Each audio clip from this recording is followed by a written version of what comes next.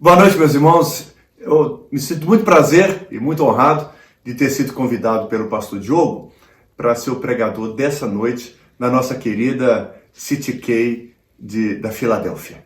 Então, é com muita alegria que eu estou aqui tendo essa oportunidade de pregar a palavra de Deus. Então, vamos abrir a palavra de Deus em Gênesis capítulo 6. Gênesis capítulo 6. E eu vou fazer a leitura apenas de dois versículos. Três, na verdade. Versículos 7, 8 e 9. Diz assim a Bíblia Sagrada.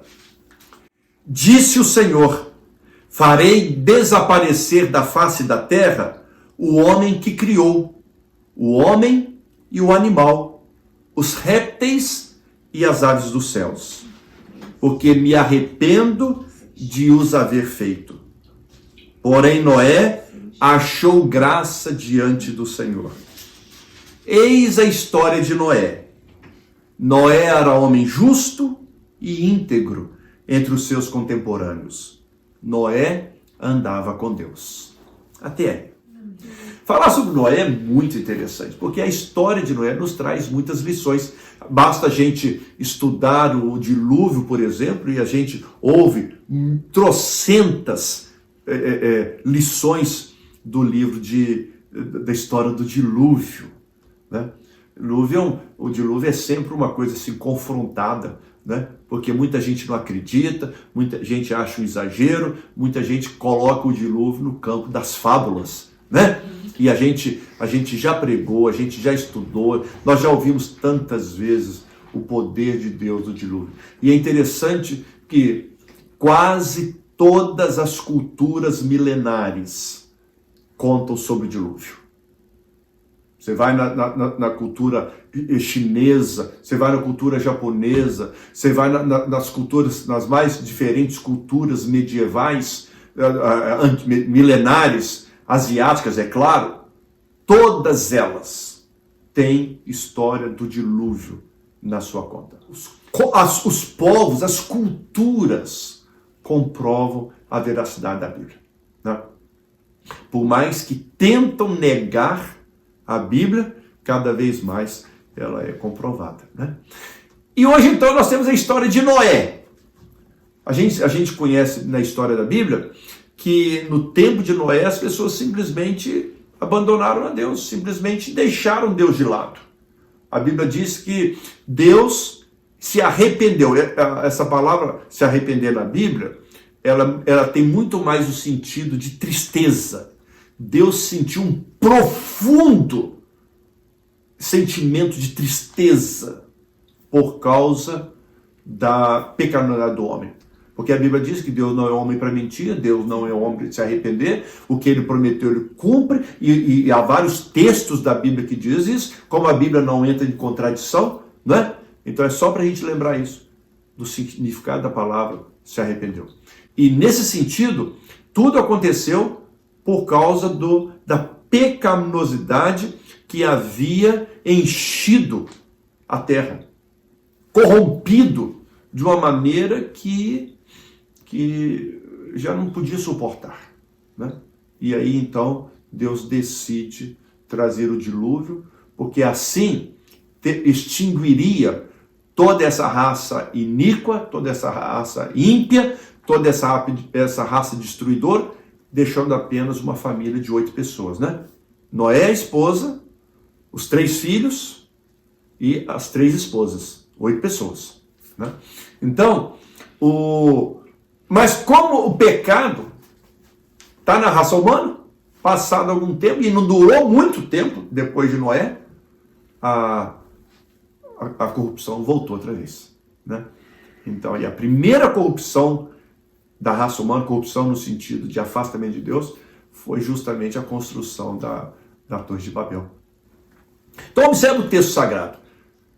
Eis a história de Noé. E é sobre isso que eu quero meditar com os irmãos. A história de Noé, nesse texto bíblico.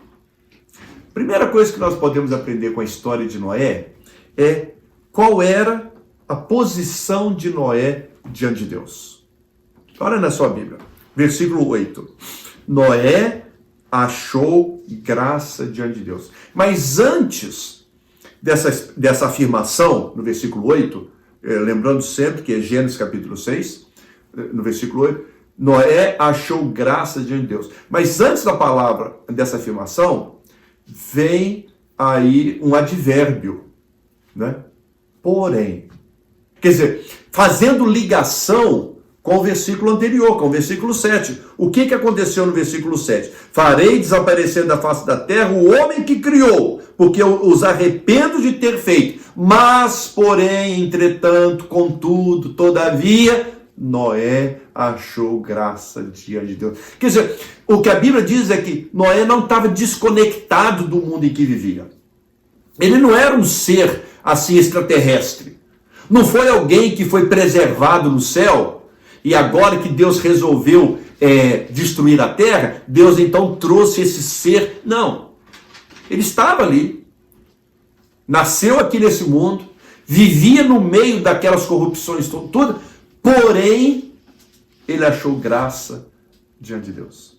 Quer dizer, a primeira coisa que a gente aprende nessa situação é que, apesar de toda daquela separação diante de Deus, apesar de toda aquela corrupção que havia naquele povo, Noé se preservou.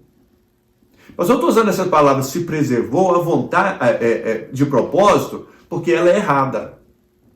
Ele foi preservado pela graça de Deus, né? Porém, Noé achou graça diante de Deus. Noé só se manteve firme, Noé só se manteve liberto, ou não se entrou em corrupção, porque ele teve a graça de Deus. Sem a graça de Deus, a gente não consegue nada. Uhum.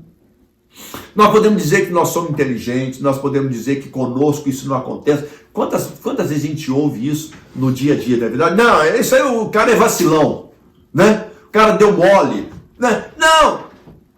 O que a Bíblia diz? A Bíblia diz que nós não confiamos nas nossas próprias forças, na nossa própria inteligência. Nós não andamos na presença de Deus confiados na nossa própria justiça. A Bíblia diz que nós só continuamos em pé, nós só continuamos firmes por causa da graça de Deus. Amém. Porque a graça de Deus se manifestou o quê? Salvadora a todos os homens, a todos que desejarem continuar na presença do Senhor. E a gente vê isso muito claro em Efésios capítulo 2, versículos 8 e 9. Esse texto é muito conhecido de toda a gente. Ele diz assim: porque pela graça sois salvos mediante a fé. É uma afirmação. Mas o texto lá de Efésios, ele faz uma explicação. Ele diz assim: mas isto não vem de vós, é dom de Deus. Isso o quê? A fé, né? Não vem de vós, vem de Deus. Para quê? Porque para que ninguém se glorie das suas próprias obras. Bata no peito, né? Eu estou aqui no céu porque eu mereço, né? Eu criei, eu me converti. Embora quase todo mundo usa essa expressão me convertir, mas ela é errada à luz da palavra do Senhor, né? Porque o Senhor é que se manifestou Salvador a nós. É Ele que nos preserva. Quer dizer, é por isso que a Bíblia tem um outro texto que diz: aquele que está em pé, cuide-se para que não caia. Porque o que nos faz permanecer em pé não é o fato de nós sermos bons ou fortes. Uhum. O que nos faz continuar em pé é porque o Senhor tem nos sustentado. Amém. O Senhor tem nos guardado. O Senhor tem nos sustentado pelas mãos. O Senhor tem nos guardado. É o texto do salmista que diz: o Senhor firma os passos do homem bom, e no seu caminho ele tem prazer. Se cair, não ficará caído, não ficará prostrado, porque o Senhor o sustenta pelas mãos. Somos o que somos, estamos onde estamos, porque o Senhor é quem nos sustenta pelas mãos. A segunda coisa que a gente aprende na história de Noé, da agora para frente, depende de Noé. É interessante como foi colocado o texto. Noé achou graça diante de Deus. Porque ele achou graça diante de Deus, agora entra a responsabilidade nossa. Porque se nós se parássemos aqui, nós poderíamos acusar a Deus, né? Ah, não, eu caí porque Deus não me deu forças. Eu fiquei nervoso porque Deus não me deu condições. Eu fiz coisa errada porque Deus não me deu força. Não. Nós já achamos graça diante de Deus. Por causa disso, olha a atitude de Noé por causa disso. Está no versículo 9. Eis a história de Noé. Noé era homem justo. Essa palavra justo que está aí, não é no sentido que é usado para Jesus, sem pecado. Justo no sentido que praticava justiça. Foi uma atitude rara, né? Porque a sociedade estava completamente depravada, completamente derrotada, completamente destruída. Noé, a Bíblia diz, que ele era um homem justo. Onde que está registrado isso? Nesse texto, mas esse não foi o único texto que registrou Noé como sendo justo. Na segunda epístola de Pedro, capítulo 2, vou ler apenas o verso de número 5. Diz assim: E Deus não poupou o mundo antigo, mas preservou a Noé, pregador da justiça, e mais 7 pessoas, quando fez vir o dilúvio sobre o mundo dos ímpios, né? Pregador da justiça. Durante a construção da arca, Noé, ele estava pregando, ele estava falando para o povo, alertando o povo para o juízo final. Ou seja, a justiça de Deus vai chegar.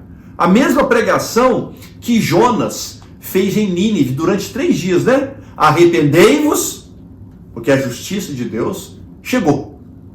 É essa pregação também. Mas era um homem justo. Eu imagino que, mesmo naquela época, e hoje vocês, a Bíblia diz que enquanto Noé construía a arca, as pessoas ridicularizavam de Noé, riam de Noé. E não é para menos, não é? Construiu um transatlântico enorme para caber pelo menos, no mínimo, 1 milhar de animais e aves. Uma coisa assim fora do comum. Uma altura enorme, um comprimento enorme, uma largura astronômica. No lugar onde não havia rio, lago ou mar, e falava-se de uma chuva que nunca viram. Quer dizer, era mesmo motivo de chacota. Eu imagino que, assim como Noé, já aconteceu comigo, é provável que aconteceu com você também, a gente fica pensando se valia a pena mesmo andar na justiça de Deus.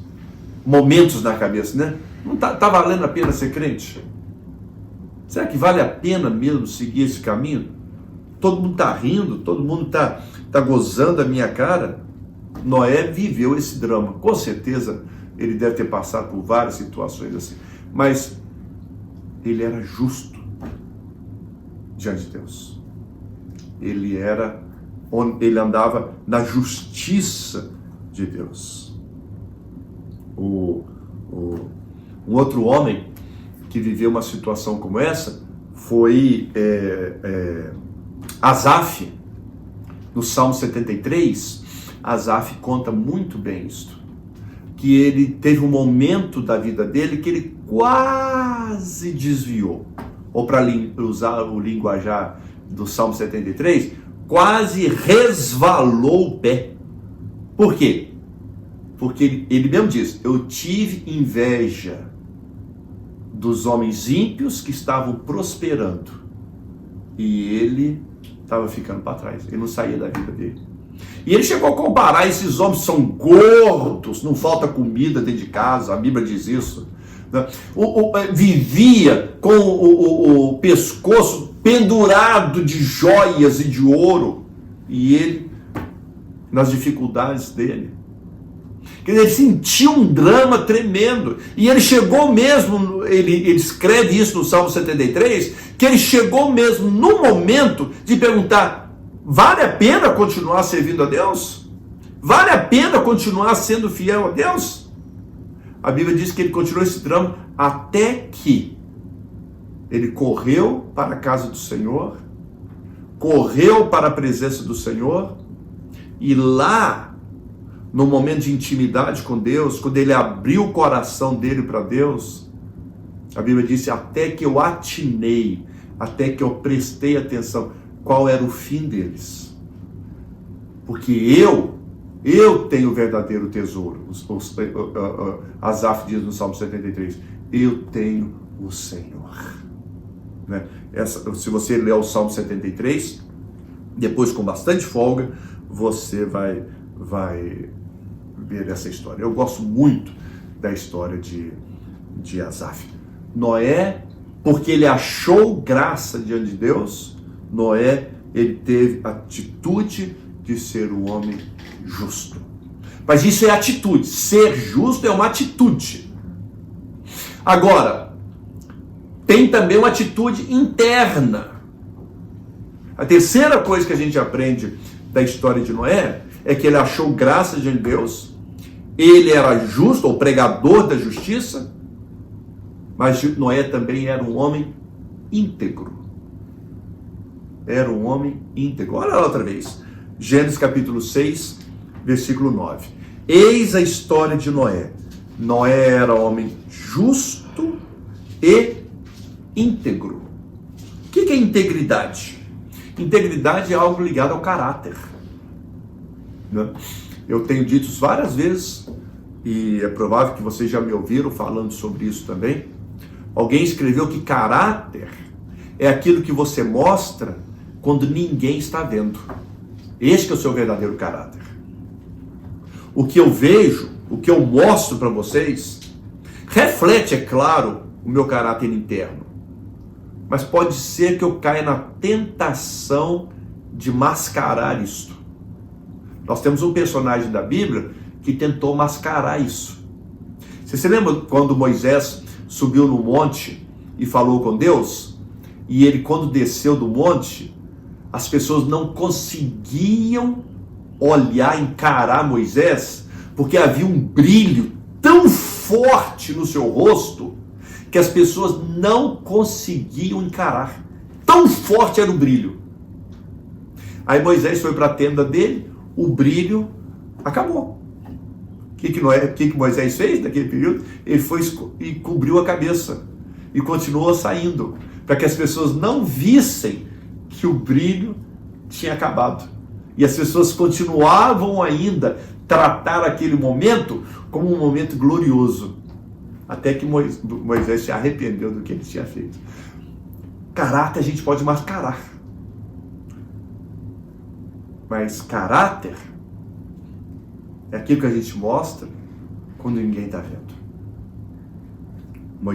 Noé, diz a Bíblia, ele era um homem íntegro. Ou seja, integridade não é aquilo que você mostra pontualmente, não é aquilo que você mostra em público para as pessoas verem. Integridade é estilo de vida.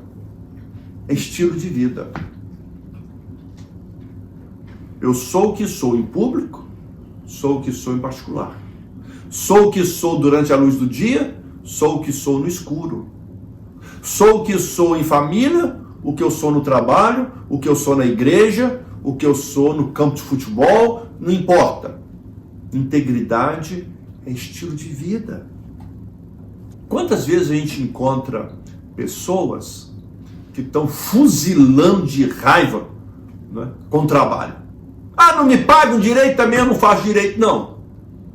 Ah, não, né, sem querer particularizar, mas as irmãs que trabalham na faxina, os irmãos que trabalham na construção, né, não estão me pagando direito também, aí eu faço mesmo pelos cucuruntos, né, eu faço qualquer jeito, tá bom, então se me dispensar também tem outro lugar para trabalhar. Isso é o que todos fazem. Mas nós, como cristãos, nós somos chamados para ter um estilo de vida de integridade. E quem nos fala sobre isso de forma clara, com todas as palavras do que eu estou te dizendo? Colossenses, capítulo 3, versículo 23 e 24, diz assim: tudo quanto fizerdes, fazei-o de todo o vosso coração, como para o Senhor, e não para homens, cientes de que recebereis do Senhor a recompensa da herança. É a Cristo que estáis servindo. Irmãos, se nós como cristãos esquecêssemos ou não conseguíssemos lembrar da maioria dos textos versículos da Bíblia, por mais que sejam versículos conhecidos, este é um versículo que nós nunca, jamais podemos esquecer. Se você esqueceu o versículo 23, 24, todas as palavras, lembra dessa parte. Tudo quanto você fizer, faça de todo o seu coração. Tudo. A faxina da casa, mesmo quando a dona da casa não está pagando o trabalho melhor. Então é melhor você deixar o trabalho. Ou o seu trabalho lá na construtora, lá na construção civil, não é? Ele não está te pagando bem, o trabalho está pesado demais, é preferível você sair do trabalho. Mas tudo quanto você fizer, não importa o que você está fazendo, tudo quanto você fizer, faça de todo o seu coração. Mas se não bastasse somente essa afirmação, a Bíblia diz assim: faça como você estivesse fazendo para Jesus. Olha que interessante. Faça como se você estivesse fazendo para Deus. Mas não estão me pagando bem. O trabalho é pesado, são muitas horas para pouco salário. Mas a Bíblia continua. Porque é do Senhor que você vai receber a recompensa. E se não bastasse, o texto continua falando: é ao Senhor que você está servindo. Então nós como cristãos, nós somos chamados para sermos trabalhadores diferentes. Ainda que os seus colegas vão chamar você de puxa aquilo, de que você é isso, aquilo, não importa. Nós estamos servindo a Jesus. É Jesus que estamos fazendo. Quando vier a tentação de faça pelos cucurutos mesmo, faça de qualquer maneira, faça matado. Faça de todo o coração, como para o Senhor. Integridade. A Bíblia diz que Noé era um homem íntegro. E a última coisa que eu quero pontuar nesse texto, quando a gente aprende da história de Noé. Noé é um homem que achou graça diante de Deus, era um homem justo, ou praticava justiça, era um homem de caráter íntegro. E aí, o testemunho de Noé. Porque quando, não se importa, gente. As pessoas podem rir de você, as pessoas podem achar você diferente e gozarem a sua cara com isso. Dizer que você nunca vai prosperar nesse país porque você não faz o que todo mundo faz. Dizer que você nunca vai sair do que você é porque você é diferente, não faz o que todo mundo faz. Mas quando a gente, que somos alcançados pela graça de Deus e vivemos uma forma na prática da justiça e com uma vida de integridade, é o próprio Deus quem dá testemunho de nós. Observe isso na sua vida. Quando você vai procurar testemunho, conselho, quando você vai buscar uma orientação, quando você vai buscar uma dica na vida, você não vai buscar conselho para pessoas que são desmioladas, pessoas que são trabalhadores ruins. Você não vai buscar conselho com pessoas inconsequentes, pessoas que não medem a vida. Você vai procurar pessoas íntegras. Qual é o testemunho?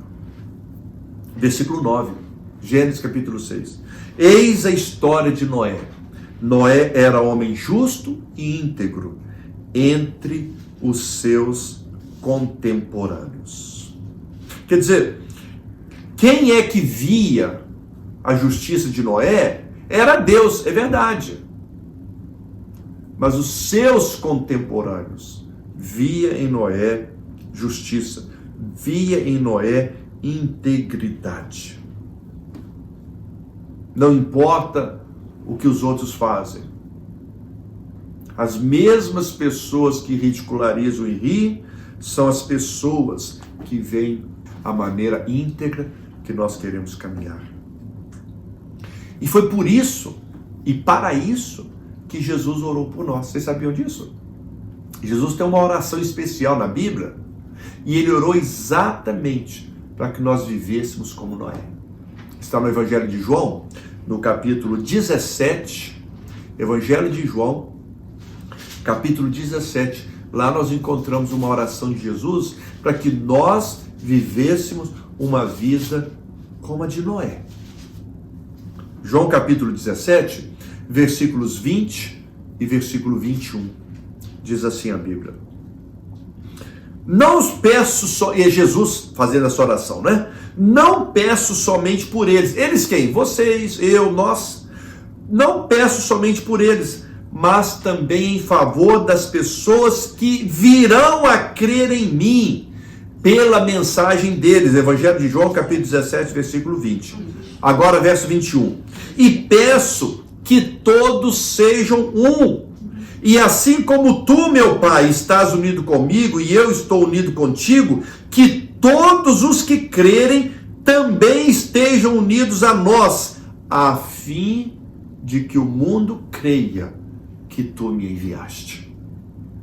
Ou seja, para que o mundo creia, para que o mundo dê testemunho de você, para que o mundo veja a sua vida, para que o mundo siga a sua vida, acredite no que você está falando e queira viver a vida cristã que você está vivendo, é preciso viver uma vida íntegra. E para isso, Jesus fez uma oração especial, que ficou conhecida como oração sacerdotal. A oração que Jesus fez por você, por mim, por nós, para que nós vivêssemos a vida de Noé, a fim de que o mundo creia que Deus enviou Jesus através da sua e da minha pregação. E por último, Noé era homem que achou graça de Deus, homem justo, homem íntegro, homem que dava testemunho para os seus contemporâneos, para as pessoas. E qual é a consequência natural disso? Uma pessoa que vive assim, qual é a consequência natural? É uma pessoa que anda com Deus. É uma pessoa que recebe as bênçãos de Deus. É uma pessoa que tem intimidade com Deus. É uma pessoa que conhece Deus. É uma pessoa que não tem problema de relacionar-se com Deus. É uma pessoa que sabe quem é Deus. A gente percebe o grau da nossa intimidade com Deus quando a gente ora.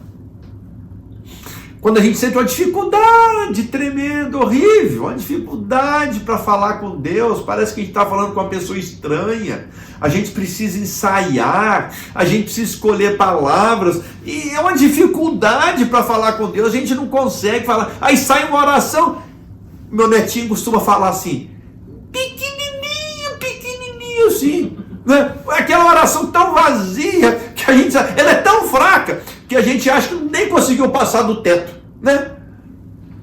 Por que a gente faz isso? A razão é uma só: falta de intimidade com Deus. Quando a gente tem intimidade com Deus, é quando a gente é casado e os anos vão se passando. Basta dar uma olhadinha, a gente já entende a situação, né? A gente já sabe mais ou menos o que está acontecendo. A gente não precisa medir palavras. Quando eu falo medir palavras, no sentido, a gente tem que ser educado mesmo na intimidade. Mas no sentido assim, precisamos saber escolher, a gente fala, a gente conversa. Quando a gente tem intimidade com Deus, a coisa aflora, a oração sai, a conversa sai. Há pouco tempo atrás eu ouvi uma pregação de um pastor famoso no Brasil, muito conhecido no Brasil, que ele disse que estava numa situação da vida dele tão difícil, tão difícil, e a vida dele estava começando a ficar assim muito mecânica, a vida dele estava começando a ficar assim muito profissional, a vida cristã dele estava ficando muito profissionalizada. E ele contou então que uma vez sentou para orar, no meio da oração, ele mesmo falou: "Pera aí, Deus, Deus, para, deleta tudo, apaga tudo, eu não estou fazendo um discurso, não tem ninguém me vendo aqui, por que é que eu estou aqui com toda essa imponência na oração? Deus, deleta, vamos começar outra vez." Intimidade com Deus é aquela que a gente puxa a cadeira, minha alma, senta aqui, vamos bater um papo, né? Deus, eu sou isso, é isso. Intimidade com Deus. Você abre o coração, você derrama o coração. A Bíblia diz que Noé, como consequência de tudo isso, Noé andava com Deus. Hebreus capítulo 12, não precisa ler, não precisa abrir não. Hebreus capítulo 12, versículos 1, 2 e 3, a Bíblia diz assim: "Assim nós temos essa grande multidão de testemunha ao nosso redor. Portanto, deixemos de lado tudo que nos atrapalha e o pecado que constantemente agarra firme os nossos pés, para que nós possamos correr sem desanimar a corrida que está proposta para nós. Conservemos com isso os nossos olhos fixos em Jesus, pois é por meio dele que a nossa fé começa. É Ele quem aperfeiçoa a nossa fé. Ele não deixou que a cruz fizesse com que ele desistisse. Pelo contrário, por causa da alegria que foi prometida a Jesus, ele não se importou com a humilhação de morrer na cruz. E por causa disso, agora ele está sentado à mão direita de Deus Pai. Pensem no sofrimento dele e como suportou com paciência o ódio dos pecadores. Assim, vocês não desanimem, nem desistam." Amém. Esse é um grande apelo que o escritor do livro de Hebreus, da palavra de Deus, está nos dizendo para nós. Vale a pena andar com Deus. E qual foi o fim da história de Noé? Nós sabemos. Mesmo sabendo, eu quero ler o versículo 22, no mesmo capítulo 6. No meio daquela situação toda, no meio de tanta ridicularização, no meio de tanta perseguição, no meio de tanta gente tentando desfazer de Noé, ele não somente achou graça diante de Deus, ele não somente pregou a justiça, ou foi um homem justo, não somente ele foi um homem íntegro, não somente ele viveu isso no meio dos seus contemporâneos, e os seus contemporâneos sabiam disso, não somente ele agiu daquela maneira de andar com Deus, mas o versículo 22 diz assim: "Assim fez Noé conforme tudo o que Deus lhe ordenara." E aqui está o segredo da vida de Noé. Ele fez tudo conforme Deus lhe havia pedido. E o que Deus havia pedido a Noé não foi algo natural. Construir a arca não era algo natural. Construir a arca não foi uma coisa fácil. Construir a arca trouxe para ele, ou chamou para ele, como já disse que várias vezes, risos, ridicularização, perseguição. Mas Noé, homem justo e íntegro, diante de Deus e diante de seus contemporâneos, a Bíblia diz, ele fez tudo o que Deus lhe ordenara. Amém. E por causa disso, ele, a sua esposa, seus 3 filhos, as 3 esposas, foram os únicos salvos daquela geração corrupta. Aprenda com a vida de Noé. aprenda com a história de Noé. Que Deus os abençoe. Vamos orar. Obrigado a Deus pela graça do Senhor bondosa, a graça misericordiosa do Senhor. Obrigado, Senhor Deus, por este ensino tão importante da história de Noé. Deus, derrama graça sobre todos nós. Que sobre nós, ó Deus, a graça seja derramada a graça do Senhor, a fim de que todos nós continuemos firmes na presença do Senhor. Deus Pai, nos permita, Senhor, ou dá-nos a consciência de sermos pregadores da Tua justiça, de andarmos na integridade da Sua palavra, no caráter de Jesus Cristo, de darmos, ó Deus, testemunho de Jesus perante as pessoas com as quais vivemos os dias de hoje. Deus, não nos permita afastar da presença do Senhor, para que nós e a nossa família, alcançados pela graça do Senhor, conservemos firmes a salvação dada em Jesus Cristo. Oro, Deus, sobre todos nessa noite e pedindo sobre eles a graça constante do Senhor. No nome de Jesus Cristo. Amém. Amém.